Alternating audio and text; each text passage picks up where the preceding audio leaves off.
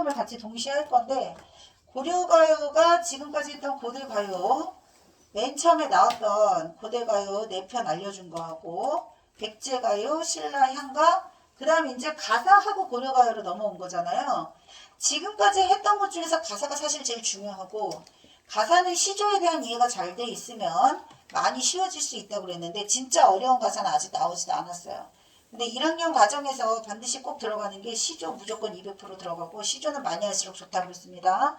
그리고 가사 작품 중에 송민곡 들어가 있으면 3인곡 같이 세트로 들어갈 거고 규원가나 상춘곡 이게 가장 기본되는 가사고요. 그것과 연계되는 고려가요를 이제 오늘 할 겁니다. 고려가요 원탑은 서경별곡이에요. 서경별곡. 근데 그 서경별곡 말고 서경별곡이 이별의 정원을 나타내는 노래인데 이별의 정원과 연계되는 작품들을 오늘 정리를 할 거고 이별의 정원은 아니지만 뒷장에 나와 있는 청산별곡이 별도로 다른 출판사의 다른 학교에서 수록되어 있는 경우가 많아. 이별의 정원을 나타내는 작품이 아닌데도 왜 들어가 있냐면 고려시대의 백성들은 삶이 평탄하지가 않았어. 너무 힘들었던 거야. 그래서 여기저기 떠돌면서 흥겨운 노래를 부르는 게 청산별곡이거든요. 이런 유란민의 비가 우리 민족에게는 굉장히 오랫동안 지속됐어. 언제부터? 아주 먼 옛날부터. 평민들의 삶은 녹록하지가 않았고 늘 힘들었기 때문에 힘들고 지친 평민들에게 가장 위로가 되는 게 노래라고 보면 됩니다. 지배층에서는 노래를 어떤 용도로 불렀을까요? 축제의 장이 열릴 때, 하늘의 제사를 지내고 싶을 때, 달라 노래의 용도가. 그러다 보니 평민들의 진솔한 감정을 담고 있고 평민들을 위로해주는 노래가 고려시대 일제강점기 산업사회, 현대사회까지도 노래는 많은 사람들에게 위로와 위안을 줍니다. 코너가 왜 아직도 인기가 많겠니? 지금도 코너를 가잖아요. 언제 갑니까? 기뻐도 가고 힘들어도 가고 뭔가 풀고 싶을 때 가고 카타르시스를 느끼는 게 노래만한 게 없거든. 그래서 청산별곡도 같이 자주 연계되는 작품 중에 하나다.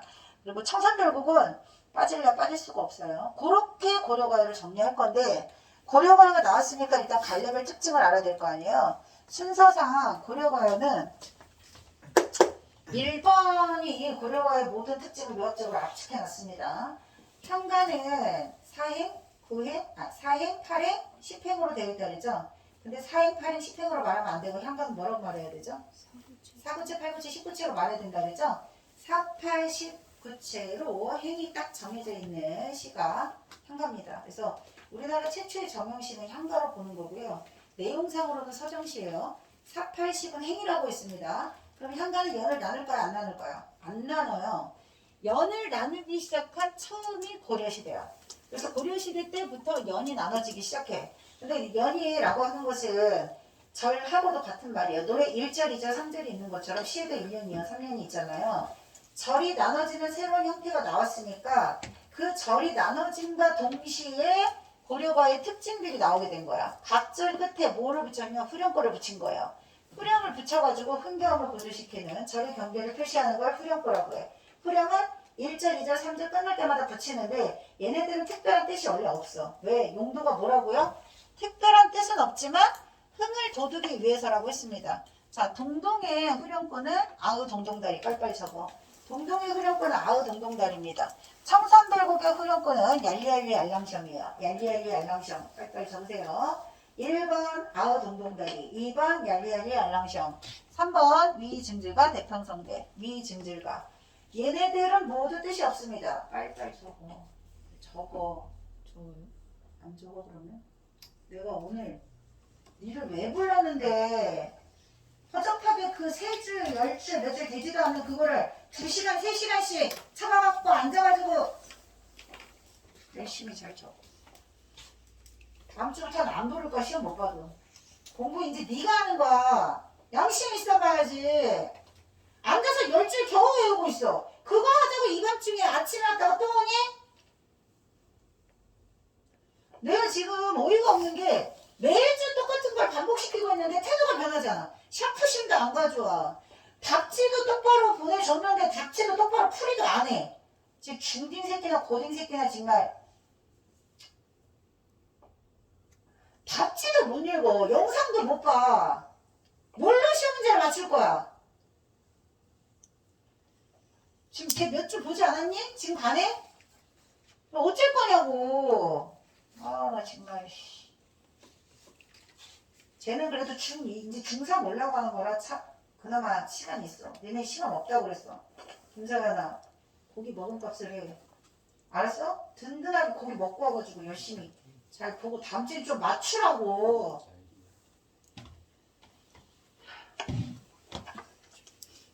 한 달째 이러고 있어 너. 자, 절의 경계를 표시하는 후렴구 1번이 뭐라고요? 아우 동동다리. 2번 뭐라고요? 얄리얄리 얄랑셩. 3번 뭐라고요? 위증질각. 얘네들의 공통점은 특별한 뜻이 없는 감탄사나 소리를 흉내내는 말. 띠링띠링 띠리리리링 따랑따랑따랑 뭐 이런 거. 근데 그 말들의 특징이 뭐냐면 니은, 리을, 미음, 이음과 같은 울림소리가 많이 들어가요. 왜냐하면 그 모든 음운들 중에서 울림소리가 많이 들어가는 게 되게 흥겹고 부드러운 가락을 많이 느끼게 해주는 거야. 얄리 얄리 얄랑셩에서 반복되는 자음이 뭔 것 같아요? 자음. 얄리 얄랑셩에서 가장 많이 반복되는 자음이 뭘까요? 리을 이음인 거야. 니은 리을 미음 이음 나라마음 4개의 울림소리 중에서 그 4개 중에 어떤 거를 섞어서 많이 반복하면 운율감이 많이 느껴진다는 거야. 이게 뭐야? 흥을 돋운다 그래서 조흥구. 근데 특별한 뜻은 없어. 이런 뜻이야. 이런 거에 특별한 뜻이 있겠어? 감탄사의 특별한 뜻 없어요. 의성어, 의태어의 특별한 뜻 없어요. 왜 넣었다고? 흥을 돋우기 위해. 그럼 여음은 뭐냐? 남는 음이라는 뜻이야. 남는 음. 고려가요는 대체로 3, 3, 2조의 3음부 율격을 취합니다. 가시리 있고 나눠보시면 여기 보시면 3, 3, 2조에 3번씩 끊어있는 마디니까 3음부야. 3, 3, 2조 3음부가 고려가의 일반적인 운율적 특징이야. 가사는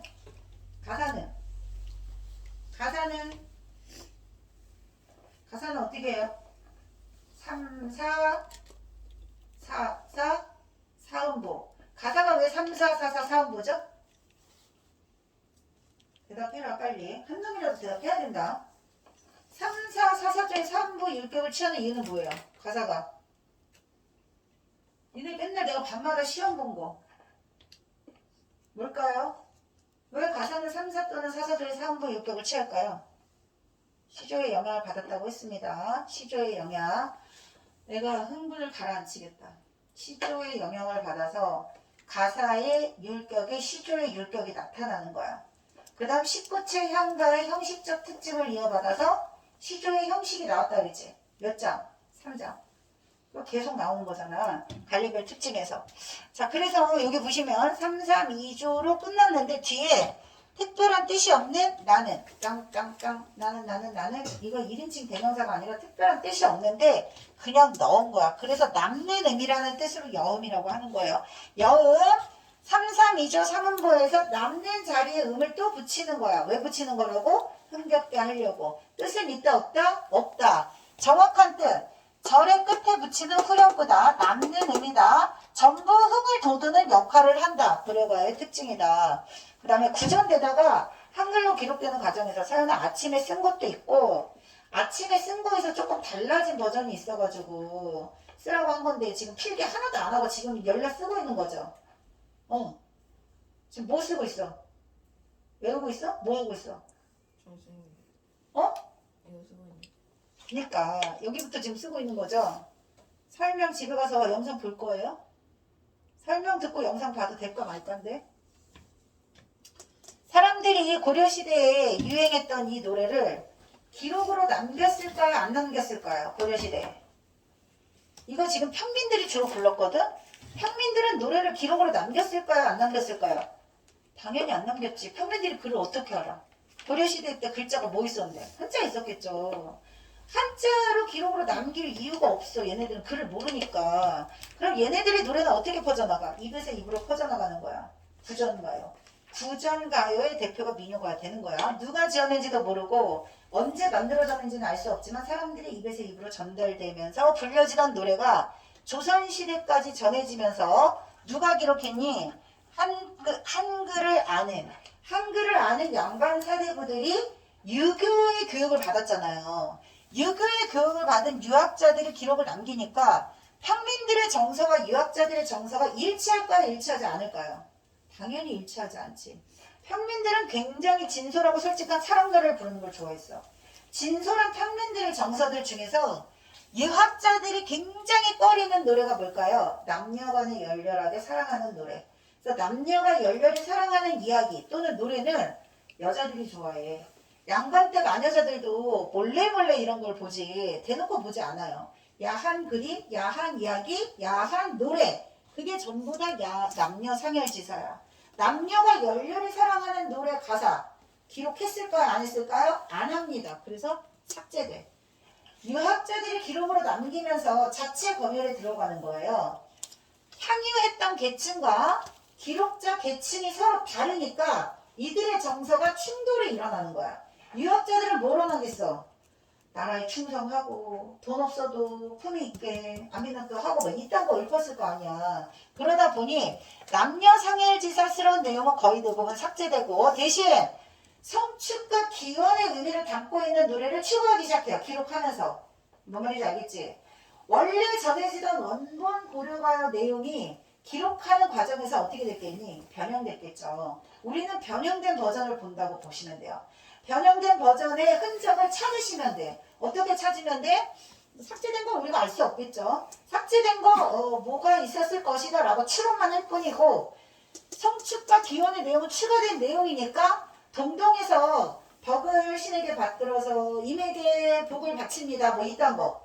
이별의 정황을 노래하는데 갑자기 지금의 태평성대 아닙니까? 라든가 아니면 임금님의 만수무강을 축원한다든가 나라의 안녕과 번영을 기원한다든가 이런 내용은 다 추가된 거라고 보시면 돼요. 평민들은 이런 노래를 가사를 만들지 않았어. 기록하는 사람들이 후대에 덧붙인 거야. 여기까지 이해됐죠? 고려가요만 가지고 있는 특징이야. 자, 그래서 고려가요가 가지고 있는 특징에 향가가 가지고 있는 특징이 섞이면 그게 답이겠죠.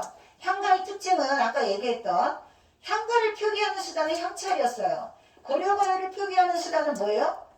한글이에요. 근데 원래는 처음부터 한글로 기록한 게 아닌 거야. 이해됐지? 자, 근데 고려가요는 아닌데 한글로 기록된 고대 가요가 있다고 그랬습니다. 한글 창제 이전에. 한글 창제 이전에 지어지고 한글로 기록된 정읍사 백제가요입니다. 백제가요인데 정읍사는 한글로 기록되어 있어요. 신라 향가는 향찰표기라고 했어. 공무도화가는 한역시라고 했어. 한자로 기록된 걸 우리가 번역한 걸 배운다고 했습니다. 자, 표기가 달라요. 그 다음에 이별을 정한 이 작품들. 자, 교재 정석과는 나와 있지 않는데 정석과가 가장 많이 연계되는 작품 중에 하나거든요. 정석과는 출제 요소가 딱 2개야. 정석과는 계속 비슷한 내용이 반복돼요. 뭐가 반복되냐면 불가능한 상황을 설정합니다. 예를 들면 구운 밤에서 싹이 트겠니 안 트겠니? 구운 밤에서는 절대 싹이 트지 않아요. 옥으로 된 연꽃을 막 이렇게 새기는 거야. 그럼 옥으로 된 연꽃이 피겠어 안 피겠어? 안 피겠죠. 자, 병풍이 있어요.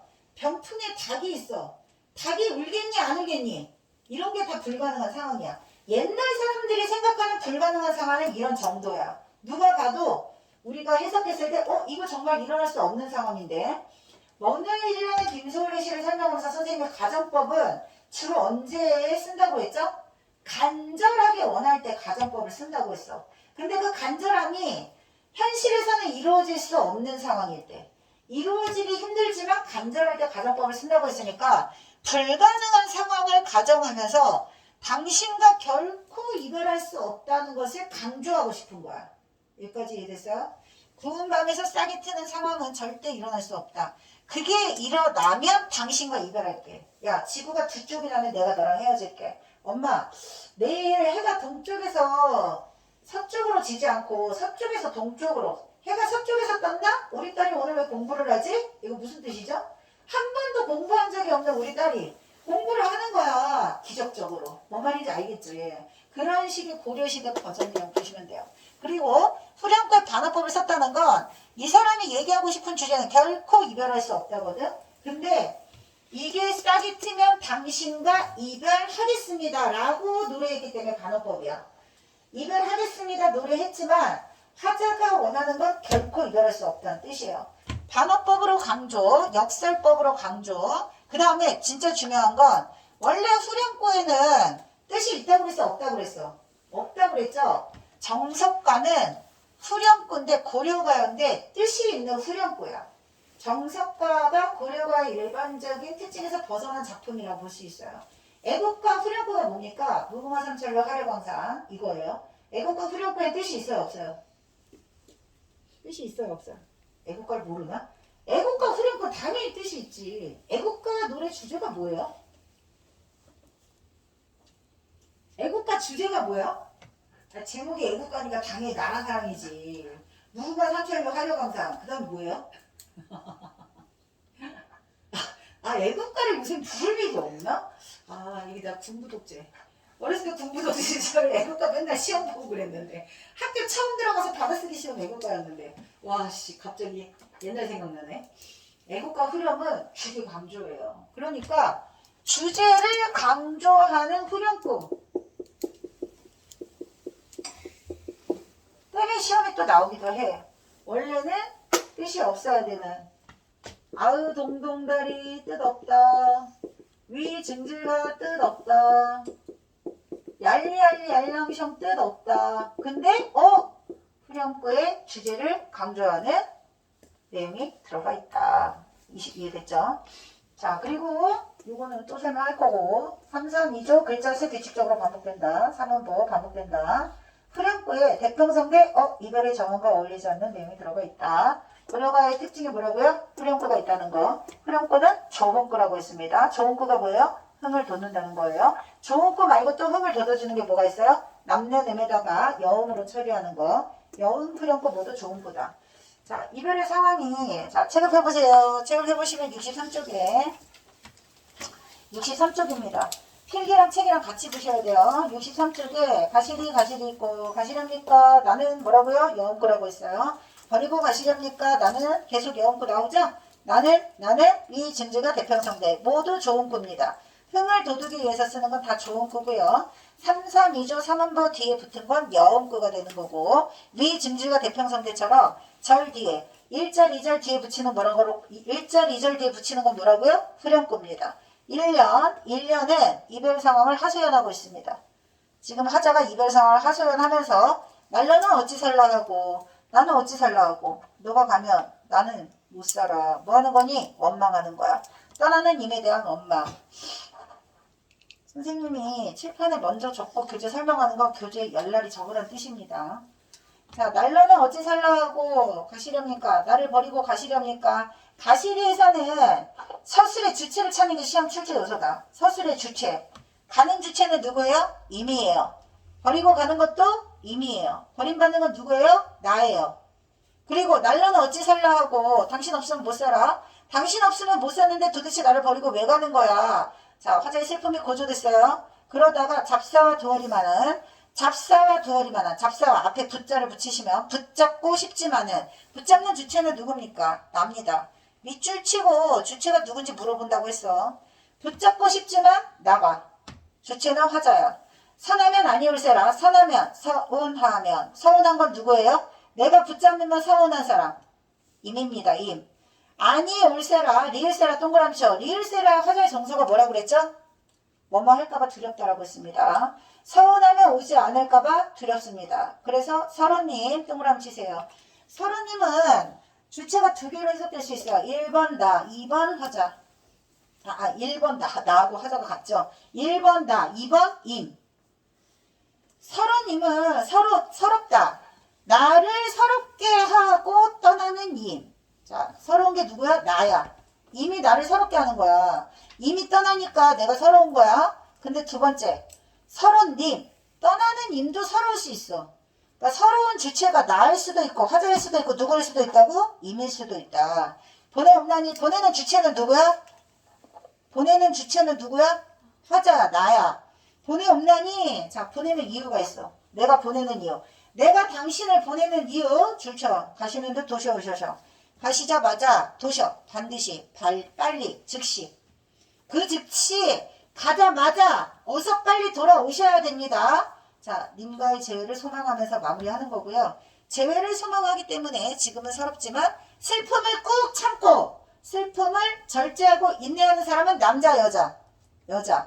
여성 화자. 이별의 정원에서 여성 화자를 주로 쓰는 이유는 이별이 내가 하는 거야? 아니면 내가 이별을 당하는 거야? 내가 당하는 거야. 그 이별을 당하는 입장에서 이별을 거부할 수 있어? 없어? 없어. 받아들이는 거야. 순순히 소극적으로 순종하는 전통적인 여성 화자의 특징이 가장 잘 드러나는 게 가시리고요. 가시리의 특징을 이어받은 게 진달래꽃입니다. 진달래꽃하고 가시리하고 같은 소극적인 전통적인 여성 화자라면 반대되는 사람도 있어요. 이별을 거부하는, 적극적으로 이별을 거부하는 사람이 서경돌곡의 여성 화자예요. 서경돌곡에서 한 문제 출제되면 여성 화자의 태도가 전통적인 여인상에서 벗어나고 있다는 거. 나는 당신을 끝까지 쫓아갈 거다. 거부하는 사람 어디에 나온다고? 서경돌곡에 나온다. 서경돌곡 선생님이 3가지 알려줬어요. 적극적인 여성상 오늘 나왔고, 두 번째 서경별곡의 대동강 건너편에 꽃을 꺾는다. 규원가에 나오는 야유원의 세 사람하고 같은 역할을 해요. 서경별곡의 대동강 너머에 있는 꽃은 질투의 대상입니다. 질투의 대상 1번 정읍사의 진대, 2번 서경별곡의 꽃, 3번에 규원가의 야유원의 세 사람. 질투의 대상, 내 남자가, 내 연인이 다른 여자를 만날지도 모른다. 3개 알려줬다. 그러면 서경돌곡 1번은 뭐라고요? 적극적인 여성이 나온다. 2번 질투의 대상이 나온다. 3번 객관적 상관물. 화자가 외로움을, 화자가 이별의 슬픔을 느끼게 되는 객관적 상관물. 송민곡에 나오는 빈배와 같은 역할을 하는 게 서경돌곡에도 나와요. 사공이 빈배를 저어서 내 님을 태워서 가거든. 근데 송민곡에선 사공이 있어요? 없어요? 없어요. 이렇게 3가지 공통적으로 묶을 수 있다. 자, 가시는데 도서 오셔서가 화자의 소망이고요. 화자의 소망이 직접 제시되어 있습니다. 그 다음 두 번째, 정서의 정과정이야. 정서의 정과정은 요거예요. 출제 요소 요거야. 근데 선생님이 정과정하고 연계될 수 있는 지금까지 배웠던 작품들을 쭉 나열해 봤습니다. 정몽주의 작품 맞춰보세요. 정몽주의 작품. 이 몸이 죽고 죽어.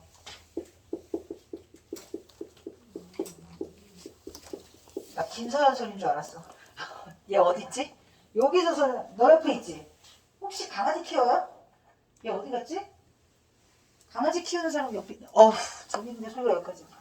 이 몸이 죽고 죽어. 100번 고쳐 죽어. 일편단심 변하지 않는다. 자, 죽는 한이 있어도 변하지 않는 일편단심. 정몽주는 자신의 뜻과 의지를 직접 제시했을까요? 간접적으로 제시했을까요? 직접 제시, 간접 제시. 직접 제시야. 백골이 진토가 돼도 넋이라도 입고 없고 과장에서 100번 죽을 일 없습니다. 과장에서 일편단심 변하지 않는다. 직접적으로. 사립법 사용에서 의미를 강조하는 부분도 있습니다. 성상문은 낙락장송이 되어서 내 죽으면 복례산 제일봉의 낙락장송 되어서 변치 않는 자신의 일편단심을 자연물에 빗대어서 우의적으로 간접적으로 돌려서 말한 거야. 정몽주와 성상문의 차이점이야. 그 다음에 삼인국에서는 죽어서도 변치 않는 마음을 뭐라고 표현했죠? 자신의 분신에다 표현했어. 자신의 분신. 내가 다음 생에 태어나면 뭘로 태어난다 그랬어? 나 다음 생에는 나무가 될 테야. 나는 다음 생에 바위가 될 테야. 삼인국에서는 범나비가 되겠다고 했습니다. 범나비. 그 다음에 성민국에서는 나궐이 되겠다고 했으니까 나궐보다는 구준비가 낫다고 얘기했습니다. 자, 이렇게 변치 않는 일편단심을 노래한 작품은 엄청 많은데 표현 방식이 다른 거야. 과장에서 직접적으로 표현하는 정몽주가 있는가 하면 선악매에 빗대어서 돌려서 간접적으로 표현하는 사람도 있고 죽어서 이게 되고 싶다라고 자신의 분신과도 같은 자연물을 통해서 표현하기도 해요. 그럼 이것도 직접이야 간접이야? 간접이겠죠. 죽어서 뭐가 되어서 당신 곁으로 찾아가고 싶다. 이런 식으로. 그래서 변치 않는 일편단심 정과정이랑 같이 연계될 수 있다. 책을 다시 보시고 현대어플에 보면 내 님을 그리워하며 울리나니 자, 님이 너무 그리워서 울면서 이산저산 다니고 있는 접동새 동그라미. 접동새가 슬피 울면서 이산저산 다니고 있어. 뭐 때문에? 누군가를 그리워하면서. 화자의 감정을 이입한 접동새. 울면서 님을 그리워하고 있는 화자의 처지와 접동새, 산에 있는 접동새의 처지가 일치한다. 감정이. 아니시면 거칠으신다. 자, 아니시면 나는 아닙니다. 저는 절대 당신을 배신하지 않았습니다. 저는 명무에 가담한 적이 없습니다. 거칠으신다. 거짓말이라는 것을 아무도 믿어주지 않는 거야. 근데 아무도 믿어주지 않을 뿐더러 나를 영무죄로 고발해가지고 임금이 나를 유배에 보낸 거야. 근데 유배지에 보내면서 임금이 뭐라고 그랬냐면 조만간 다시 부르겠다는 약조를 합니다. 보통 임금이 조정 대신들이 죄를 고하고 막 몰아가면 임금 혼자 힘으로 그 많은 조정 대신들을 이길 수가 없어요. 그러니까 언젠가 빨리 불러줄게라고 조용히 유배지로 떠나왔는데 아무리 기다려도 임금의 연락이 오지를 않는 거예요. 뭐랑 비슷해. 유배지에서 임을 애타게 그리워하면서 절절한 마음을 노래했던 이 작품의 효시가 되는 게 정과정입니다. 충신 연주지사의 효시예요. 변함없이 충신은 주군을 연모합니다. 이 뜻이야. 유배지에서 연군지정을 노래한다. 근데 나는 억울하다. 결백을 호소했다. 당신은 왜 나를 찾아주지 않는 겁니까? 원망합니다. 나를 이간질시킨 새끼들 원망한다. 요 정서 드러나 있고 요거를 찾으시면 되고 선민곡하고 사민곡에서는 이게 없어요. 결백합니다. 이게 없어. 내 잘못이다 자책하는 건 있지. 난 억울하다. 결백을 호소한다는 건 얘들아 억울하다는 뜻이야. 억울하다. 억울합니다. 대놓고 얘는 얘기한단 말이야. 근데 보통 대부분의 여성 화자들은요. 그런 얘기 안 하고 오로지 그냥 자신의 사랑만을 고백하는 걸로 이렇게 끝나거든. 그게 훨씬 더 절절해. 대놓고 임금이라고 칭하고 있지 않고 사랑하는 연인에 대한 마음으로 하는 게 훨씬 그 사람 마음에 감동을 주고 움직일 수 있기 때문에. 자, 잔월 여성은요. 나의 결백함을 알아줄 수 있는 초월적 존재입니다. 잔월 여성 동그라미 치세요. 다른 사람들은 몰라도 천지신명은 알고 있을 겁니다. 나 진짜 억울한데 나 진짜 하늘에 맹세한다. 신은 알고 있다. 이런 말 쓰잖아. 그런 버전이야. 잔월 효성은 아르신이다. 넋이라도 님은 한데 여져라. 줄쳐. 넋이라도 님은 한데 여져라. 이거 뭐라고요? 죽어서도 변함없는 마음. 여기 적어줬다. 변치 않는 일편단심. 충신 연주지사에서 반드시 나오는 주제 중에 하나라고 했습니다. 임에 대한 변함없는 충심. 화자의 소원. 직접 제시. 당신과 영원히 함께하고 싶은 마음. 죽어서도 다음 생에서도 당신만이 함께하는 게 내 소원이야. 벽이 시간이 늘어지니까. 자, 뜻이 아무리 봐도 모르니까 다 반드시 해석을 해야겠죠. 벽이 더시니 나에게 잘못이 있다고 나를 이간질한 사람, 모함한 사람. 니러시 니까 니 동그라미 쳐. 누굽니까? 여기에서 누구? 나를 모함한 사람을 뭐 하는 거야? 원망. 자, 원망의 대상이 두 개가 있어요. 원망한다. 1번 나를 모함한 자들. 1번 모함한 자들. 그 다음 두 번째 내가 이렇게 변치 않고 사랑하고 있는데 내 마음을 몰라주는 임. 자, 자리가 없어. 나를 모함한 자들. 두 번째는 뭐라고? 임에 대한 원망. 자, 첫 번째는 나를 모함한 사람들 누굽니까? 하는 니러시 니까 원망 대상 1번 모함한 자들. 과도 허물도 천만 없소이다. 누가? 내가. 나는 잘못이 절대 없습니다. 결백 호소 직접 제시. 결백 호소. 그 다음에 말인데. 자, 모함하는 말입니다. 다른 사람들이 나를 모함한 말입니다. 사르푼겨 동그라미. 아, 슬프다. 정서 직접 제시. 슬프다. 정서 직접 제시. 님이 나를 하마 잊으시니까. 하마 앞에서도 나왔어요. 님이요 나를 벌써 잊은 겁니까? 잊으시니까 님을 원망. 님 동그라미. 원망 투. 님에 대한 원망. 당신은 벌써 나를 잊은 겁니까? 아소 니마. 아소 동그라미. 아소의 뜻은 감탄사. 특별한 의미 없이 마지막 식구를 마무리할 때 감탄사로 시상을 지벽하는 건 식구체 향가의 특징입니다. 식구체 향가의 특징. 감탄사로 시상 마무리. 감탄사로 시상 마무리. 향가의 특징도 나오고 아소니마 하에다 세모 치세요. 하는 높임 혹격조사. 하는 높임 혹격조사. 님이시여 도랑 다시 들으세요. 잘 들으세요. 다시 들으시고 개오셔서 게다 사랑하다. 나를 다시 사랑해주세요. 님에게 나를 다시 사랑해달라고 뭐하고 있어? 호소하고 있어. 원망하고 있어. 슬프다고 하고 있어. 그리워하고 있어. 이게 이 사람의 정서예요. 그래서 길이는 짧지만 충신 연주지사를 나타내는 가사의 모든 출제 요소가 정거장에 드러나 있습니다. 그래서 같이 시험에 출제가 되고 19채 현가의 특징이 뭐라고? 여기 뭐 들어가야 돼? 낙고 천마리의 감탄사.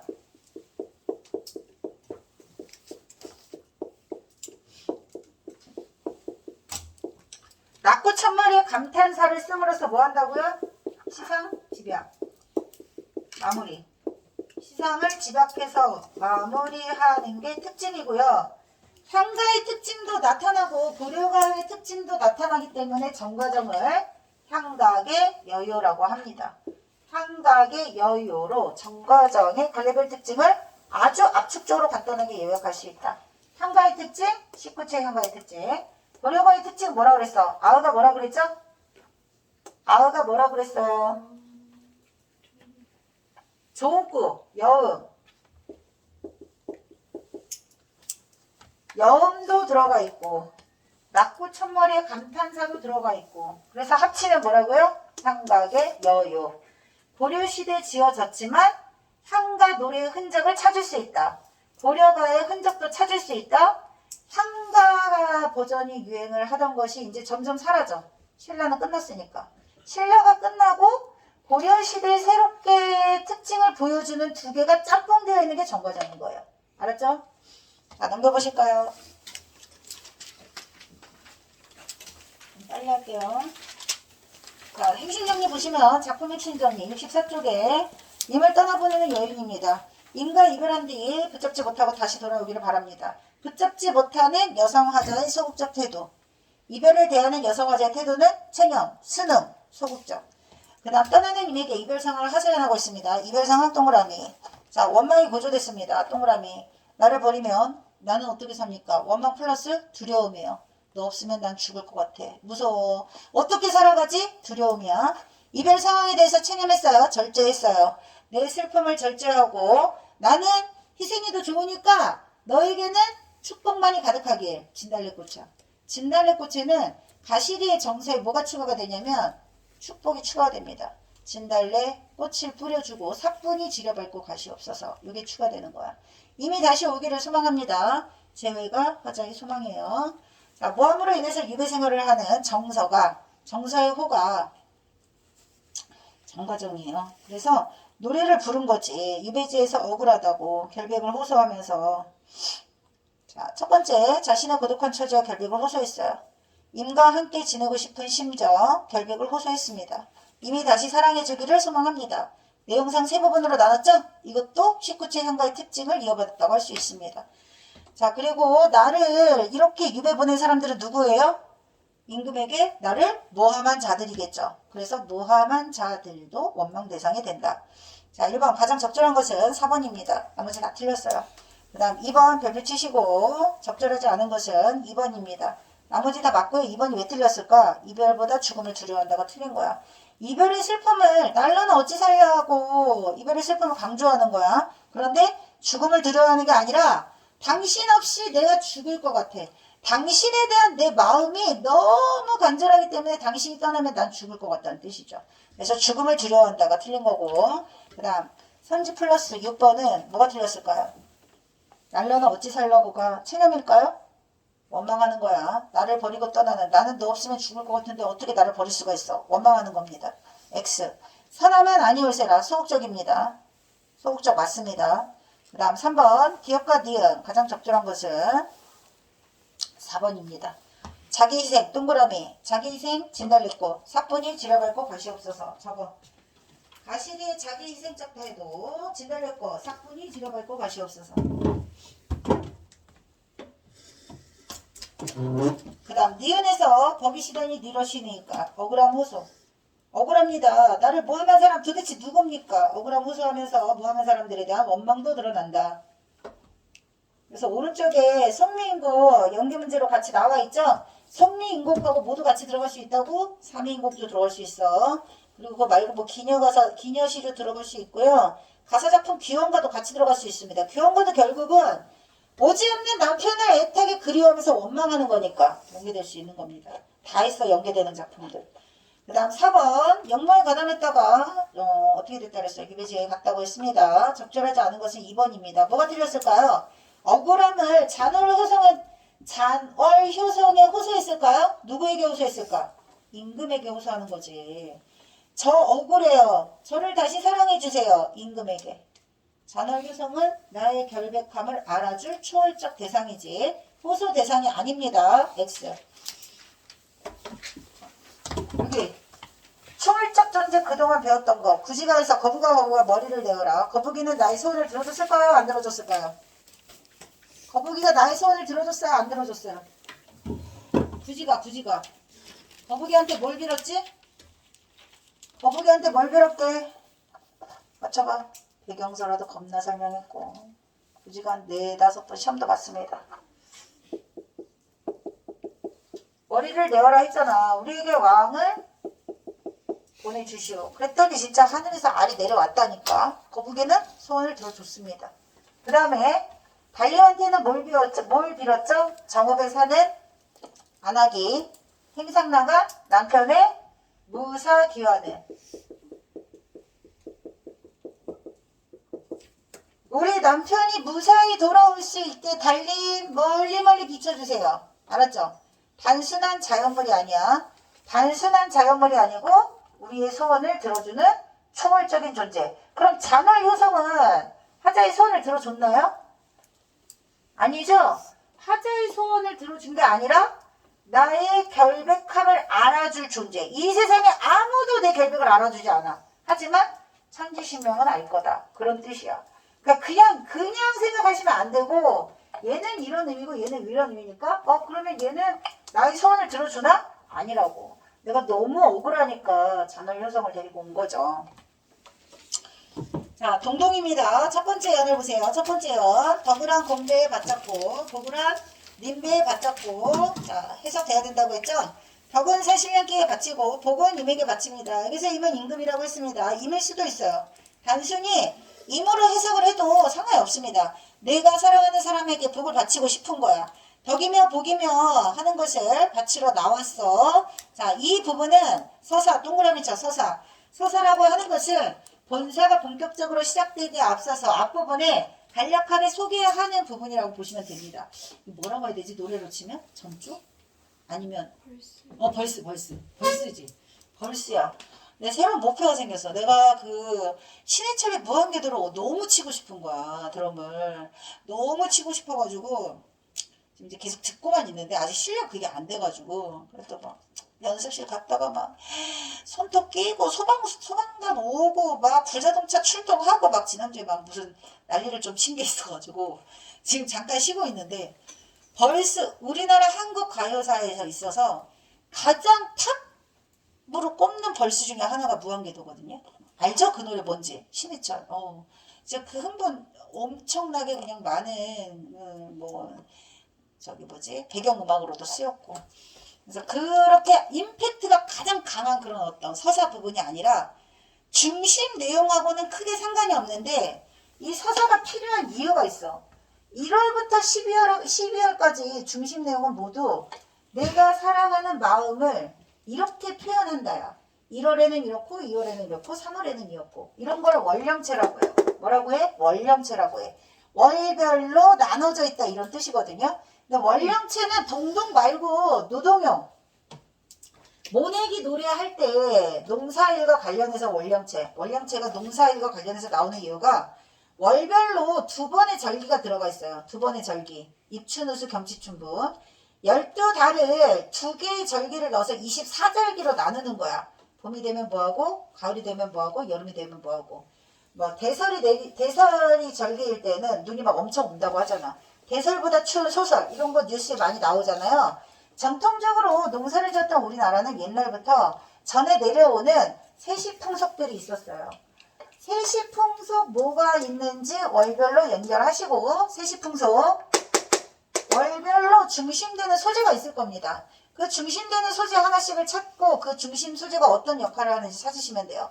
동동을 선생님이 시험지 버전으로 만든 게 있거든요. 이따 올려줄 테니까 집에서 열심히 공부하고 오셔야 됩니다. 빈칸 채우는 걸로 시험 볼 거예요. 알았죠?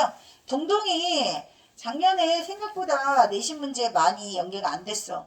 작년에 많이 안 다뤄졌던 작품이기 때문에 연결될 가능성이 있어요. 아시겠죠? 동동 꼭 해보세요. 동동하고 정석가. 동동하고 정석가가 작년 시험에 많이 안 나왔던 작품이라서 나올 가능성이 있다. 그리고 내신 시험에 1, 2학년에 안 나와도 수투리는 반드시 나올 수 있으니까 어쨌든 중요하다. 자, 1월 영월 보세요. 1월을 정월이라고 합니다. 정월. 정월에는 날인물, 냇물이야. 냇물 동그라미 치시고. 자, 날인물은요. 여기 있는 1월, 2월, 3월은 전부 다 양력 아니고 음력이야. 음력으로 1월은 양력으로 치면 2월 말이나 3월이야. 초봄이야. 봄 되면 얼었던 물이 어떻게 될까요? 녹죠. 지금 한겨울이죠. 한겨울이니까 밖에 맨날 얼잖아. 근데 그 얼었던 게 언제쯤 녹는다고? 정월 무렵이면 녹아내리는 거야. 얼었다 녹았다 자주 변하는 냇물과 다르게 누립 가운데 나곤 몸아. 몸 동그라미 치세요. 자, 하가 뭐라고 그랬죠? 혹독조사라고 했습니다. 도대체 내 몸은 이 세상 가운데 나와서 하월로 널셔 줄쳐. 이내 몸은 홀로 이 세상에 태어나서 지금도 여전히 혼자야. 모태솔로. 솔로 지역에서 변함없이 여전히 예나 지금이나 똑같이 혼자 외로운 처지 이런 뜻이야. 날인물하고 화자의 처지가 반대되는 거야. 여기서 강조하고 싶은 건 뭐야? 얼었다 녹았다 하는 물과 다르게 변함없이 혼자 외로운 처지.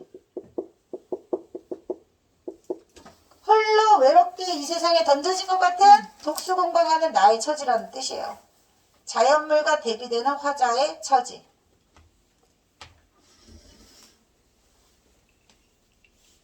그 다음에 2월은요. 내가 거기 썼나? 서사에다가 이게 후대에 추가되는 건 모든 고려가의 특징이라고 했어. 뭐가 추가된다고?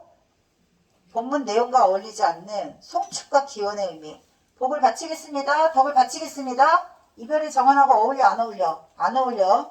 신이시여 임금이시여 태평성대를 누리게 해주셔서 감사합니다. 이별의 정원이랑 어울려 안 어울려? 안 어울려.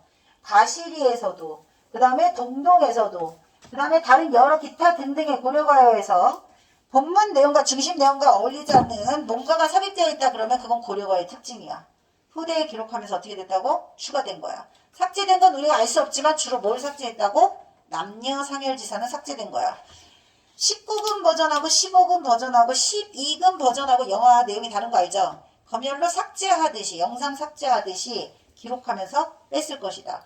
뺐으니까 내용은 알 수 없어도 거의 대부분 남녀 상열지사가 삭제된다. 그러면 성축과 기원의 의미를 담은 노래 내용은 주로 궁중 연회장에서 이 노래를 불렀기 때문이야. 임금에게 성축하는 마음, 여러 사신들이 모여있을 때 궁중 연회장에서 잔칫날 할 수 있는 말이 뭐겠어? 나라의 무궁한 기원과 발전 뭐 이딴 거 하겠죠. 그렇게 추가된 내용이 서사 부분이요. 아까 하나 빠져가지고. 그 다음 2월을 보세요. 등불 동그라미 치세요. 2월 보름에 아으 X죠. 아으가 뭐라고요? 고려고의 특징? 여음. 뜻이 없지만 남는 음에다가 아으, 으흐, 나난 이딴 거 넣는다. 자, 높이 켠 등불 동그라미 치시고. 자, 님을 비유한 게 있고 화자를 비유하는 게 있을 거예요. 님을 비유하는 객관적 상관물과 화자를 비유하는 객관적 상관물을 찾으셔야 됩니다. 님은요. 첫 번째 다리꽃이 진달래꽃이야. 꽃꼬리새가 깨꼬리 적동새고 새 종류 중요하지 않아. 깨꼬리가 봄이 되면 오거든요. 적동새도 봄이 되면 와요. 그런데 진달래꽃도 봄이 되면 피는 거야. 그리고 2월달 연등제가 되면 우리나라는 주로 연말에 지금 요새 막 등불 축제 하잖아요. 연말에 주로. 근데 이때는 2월에 등불을 올리면서 뭐 했을까? 소원을 빌었죠. 사막 같은 드라마 같은 데 보면 등불 막 하늘에 날리는 거 이런 거 많이 나온단 말이야. 그런 것처럼 이 등불이 온 세상을 환하게 비춰주는 님의 모습을 떠올리게 하는 거야. 저 높이 떠 있는 밝은 등불처럼 온 세상을 다 비춰줄 것 같은 님의 모습은 겉으로 아름다운 모습이라기보다는 이 사람이 세상을 밝게 비춰줄 만한 훌륭한 인품의 소유자라는 뜻이에요. 훌륭한 인품의 소유자를 등불에다가 비유를 했으니까 등불은 임의 모습을 빗대어 표현한 첫 번째고요. 그 다음 두 번째, 달의 꽃은 꽃처럼 아름다운 그대. 외모도 출중해. 너무 멋있는 거야.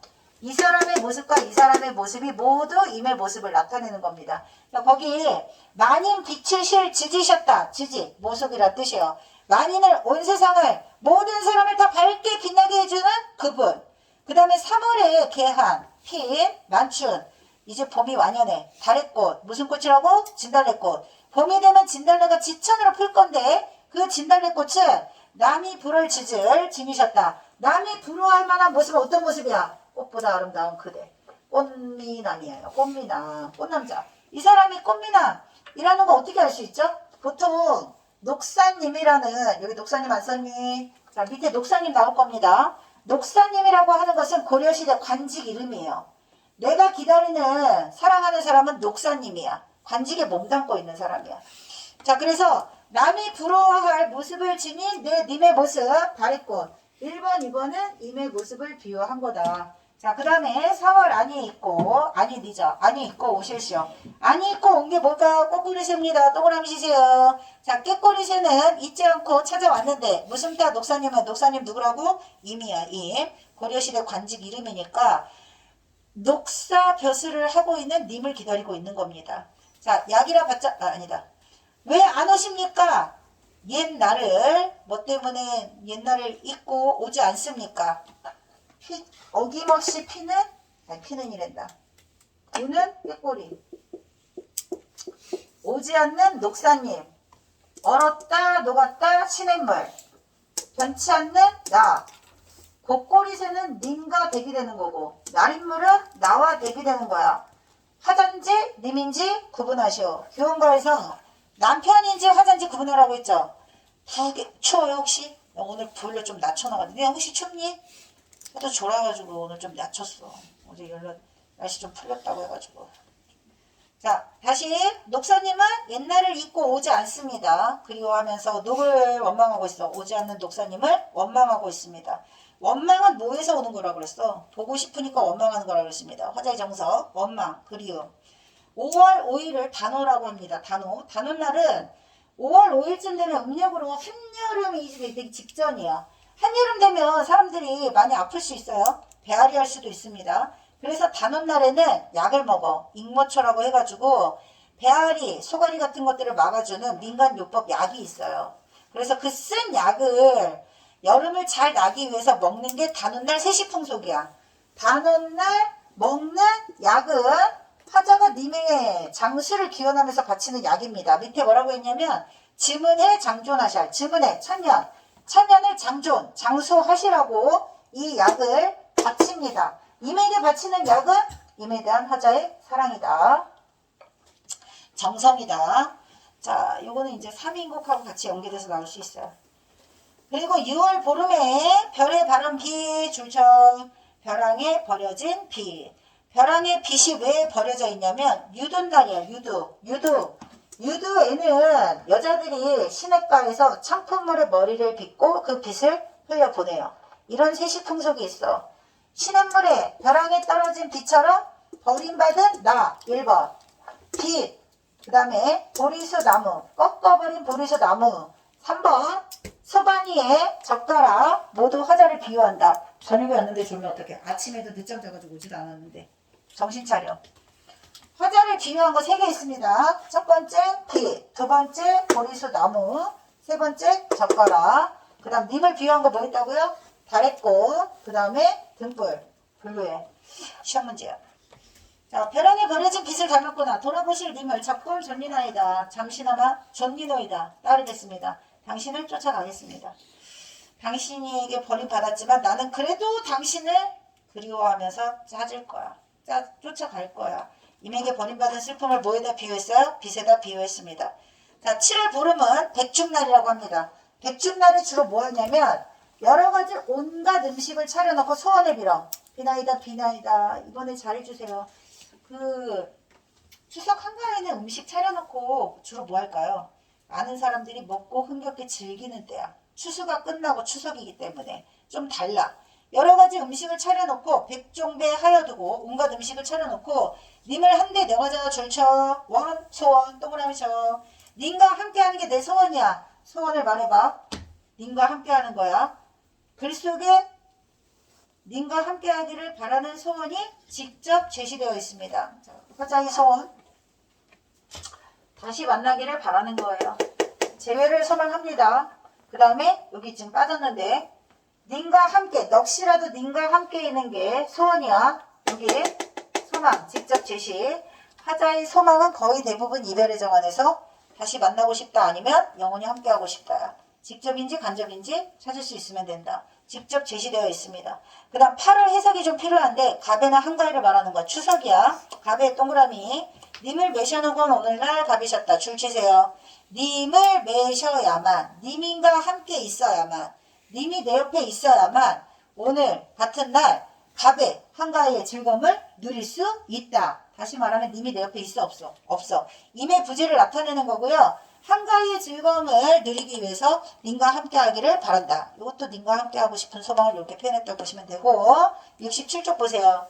9월 9일은 중양절이라고 합니다. 중양절. 중양절에 약처럼 먹는 국화차가 있어요. 국화꽃 향기가 여기저기 퍼지는 거야. 황화고지, 황화꽃, 노란 국화, 안에 드니, 집안에 드니, 국화꽃 향기가 집안에 쫙 퍼지는 거야.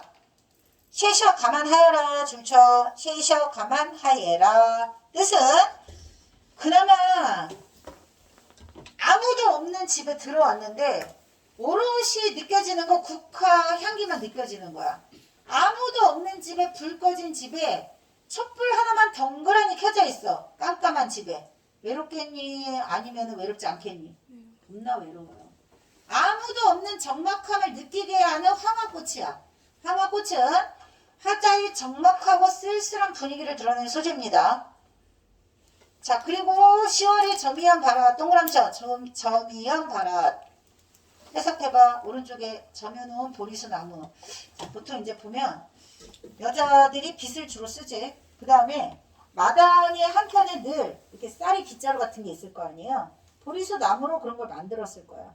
덩그러니 세워져 있는 깎아놓은 보리수 나무 빗자루 정도 생각하면 돼.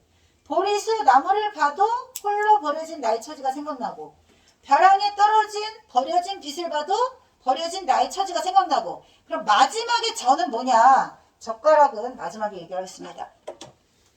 꺾어 버리신 후 지니실 분이 없으셨다. 자, 보리수 나무를 꺾어 놓은 채 아무도 이걸 가져가시는 분이 없는 거야. 홀로 버려진 처지.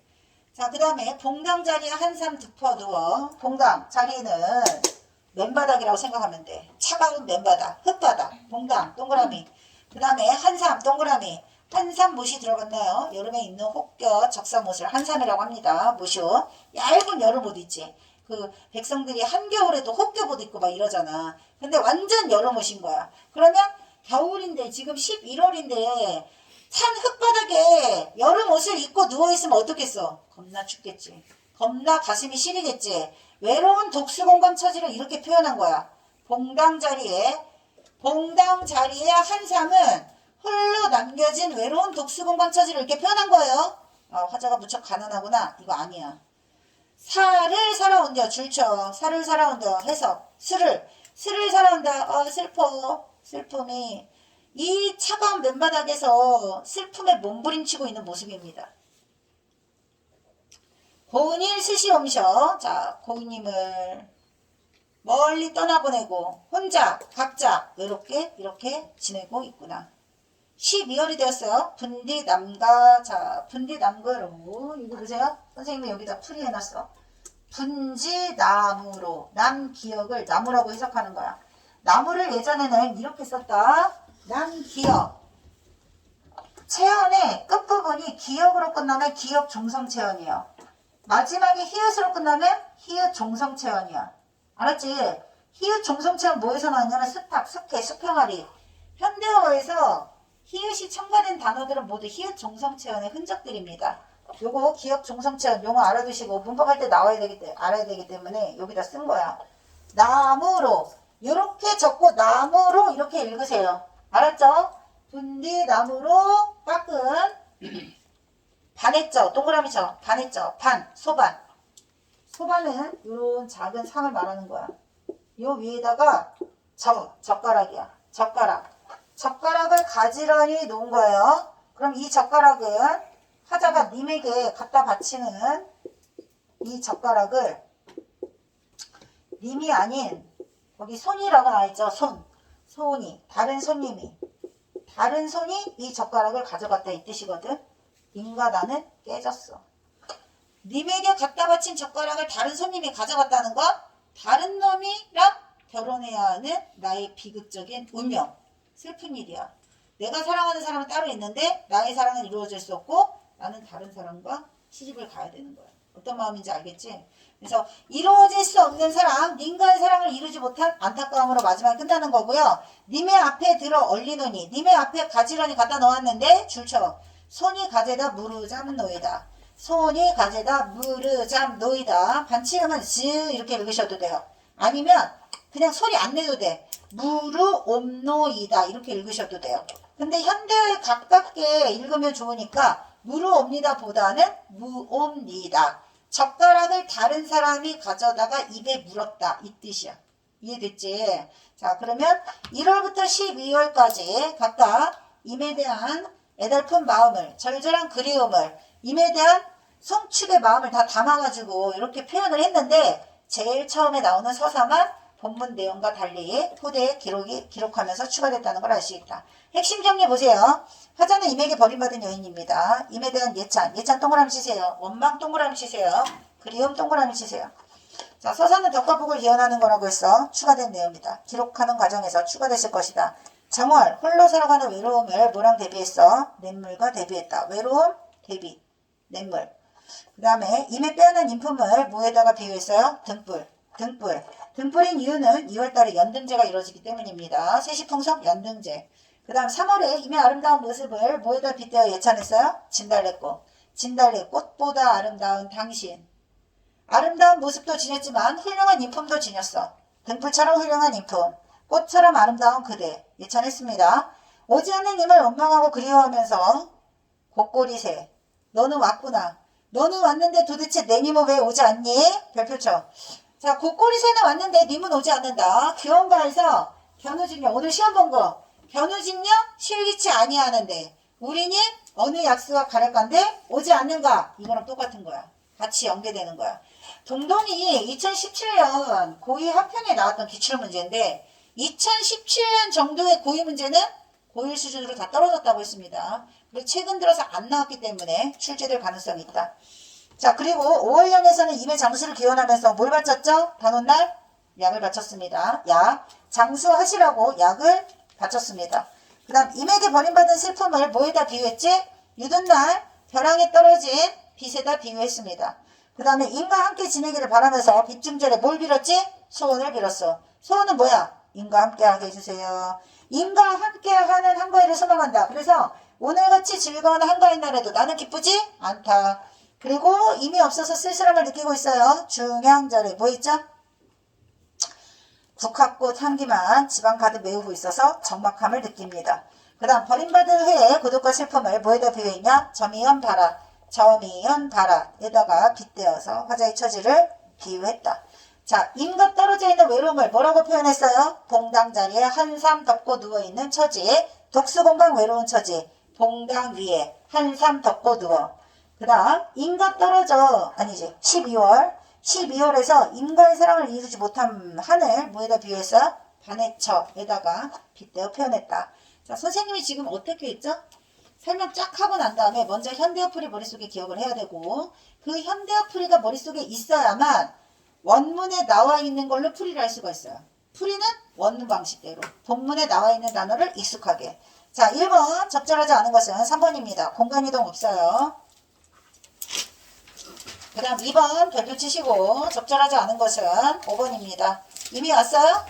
자, 젓가락은 이미 왔을 때 미리 준비한 게 아니라 화자가 님에게 갖다 놨더니 다른 놈이 가져갔다고 했습니다. 이루지 못한 사람, 이룰 수 없는 사람. 자, 선지 플러스 체크 6번 맞을까요 틀릴까요? 날인물은 변함없는 화자의 처지와 반대되는 소재가 맞지만 봉당자리는 뭐라 그랬지? 외로운 화자의 처지를 드러내는 소재라고 했습니다. X. 자, 그 다음 빛과 바랏은 모두 버림받은 화자의 신세를 의미합니다. 그 다음 3번 5번입니다. 임을 위해 점여놓은 바랏 버림받은 화자의 처지입니다. 점이연 바랏 점여놓은 보리수 나무 화자다. 임을 위해가 아니고 그 다음에 4번 시조 별표야. 어저 내일이야. 어저 동그라미 감탄사 황진이 시죠. 꼭 나와 시험에. 내일이야. 내가 한 일이야. 내가 한 일이야. 후회하고 있어. 내가 한 일을 후회함. 내일이야. 후회.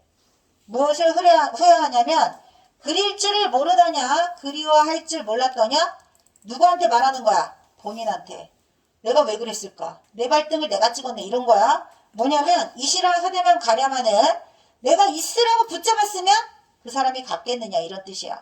가랴마는 1번. 제9태여 동그라미. 그 다음 보내고 2번. 자, 이거 무슨 뜻이냐면